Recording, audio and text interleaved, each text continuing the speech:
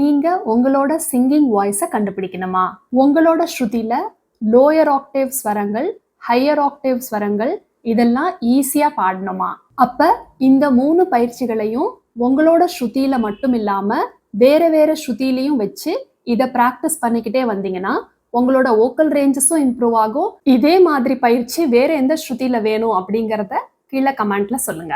இப்ப இந்த எக்ஸசைஸ்ல lower Octave பால இருந்து அப்பர் ஆக்டேவ் பா வரைக்கும் ஸ்வரங்களை பிரிச்சு நாம பாட போறோம். அதாவது மந்திரஸ்தாயி பால இருந்து மத்தியஸ்தாயி பா, லோயர் பா டு மிடில் பா இது வரைக்கும் இருக்கக்கூடிய ஸ்வரங்களை எடுத்து பாடணும்.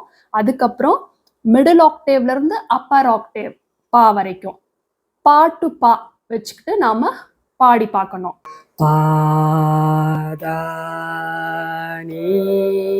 சாரி காமா பா பாமா கரி சானி தா பா பதனி சரி காமா பா பாமா கரி சானி தா பா.